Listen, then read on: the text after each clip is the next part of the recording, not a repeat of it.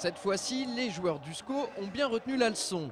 Après s'être fait reprendre sur le fil par Nîmes et Lens lors de leurs deux dernières sorties, les Angevins ont conjuré le mauvais sort en allant s'imposer 2-1 sur la pelouse de l'Estac vendredi dernier, après avoir mené 2-0. Pourtant, à un moment, on a bien cru que les scénarios des rencontres face aux Crocodiles et contre les Sang et Or allaient se reproduire quand à la 63e minute, Gaël Sand se permettait à son équipe de revenir à une longueur de la formation entraînée par Jean-Louis Garcia. Derrière, il restait une demi-heure à jouer et forcément l'idée d'un retour troyen a légèrement trotté dans les têtes angevines.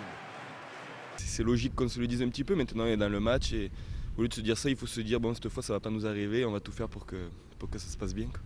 Au final, tout s'est bien passé et ça les scoïstes le doivent en partie à leur très bonne entame de match. On joue à peine depuis 5 minutes quand Bruno Ekwelemanga, plus prompt que la défense champenoise, reprend ce coup franc de Floyd Ayité qui était venu s'écraser sur le montant des cages gardées par Merville. C'est le deuxième but en championnat pour la jeune révélation du SCO cette saison, après celui inscrit contre Tours lors de la 12e journée.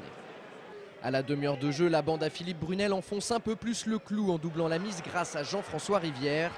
Parfaitement lancé par Paul Aloé-Folou, auteur au passage de sa 10e passe décisive, l'ancien pensionnaire niortais n'a plus qu'à ajuster le portier au bois d'un plat du pied droit.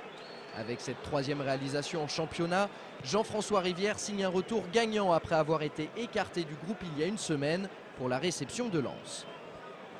Ça fait plaisir de revenir après un match où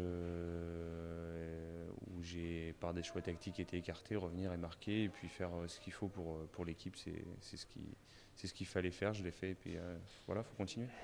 En seconde période, les Angevins ne se contentent pas de gérer leur avantage. Sur ce corner, Bruno Ekwelemanga est tout près de signer un premier doublé chez les professionnels. C'était sans compter sur la superbe intervention de Merville. Dos au mur, les Troyens réagissent sur coup de pied arrêté, mais la reprise de la fourcade passe juste au-dessus de la transversale de Padovani. La deuxième tentative sera la bonne côté au bois.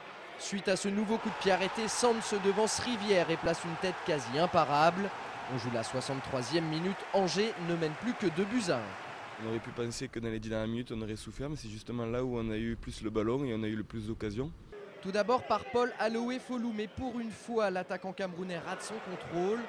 Vinicius aura également au bout du pied le but du 3-1, mais là encore, la finition n'est pas au rendez-vous. Côté troyen, Titi Bouengo fera trembler une dernière fois le banc angevin avec cette frappe qui frôle le poteau de Jean-Daniel Padovani. Après 4 matchs sans succès, le SCO s'impose 2-1 en terre auboise. Au classement, Angers effectue la bonne opération du week-end. Les hommes du président Willy Bernard remontent sur le podium et s'emparent de la deuxième place devant Strasbourg et Metz grâce à une meilleure différence de but. Jusqu'à la fin de saison, il va y avoir du yo-yo comme ça. Chaque équipe qui va gagner va remonter sur le podium. Celle qui va perdre va descendre du podium. Je veux dire, ça va être ça jusqu'à la fin de la saison. Donc moi, je n'étais pas inquiet après Lens et je ne suis pas non plus béat d'optimisme aujourd'hui. On a un match difficile à venir à Strasbourg où on peut, après Strasbourg, descendre du podium, mais on peut remonter après lors de la venue d'Ajaccio. On ne sait pas. L'essentiel, ça sera d'être constant et régulier jusqu'à la fin de la saison et ne pas tirer des conclusions après chaque résultat. Et puis on est vraiment désolé car des problèmes techniques totalement indépendants de notre volonté ne nous ont pas permis de rediffuser la rencontre entre Troyes et Angers comme il était initialement prévu. En revanche, ne vous inquiétez pas, le match face à Strasbourg sera bien rediffusé sur notre antenne dès le mardi 24 mars prochain.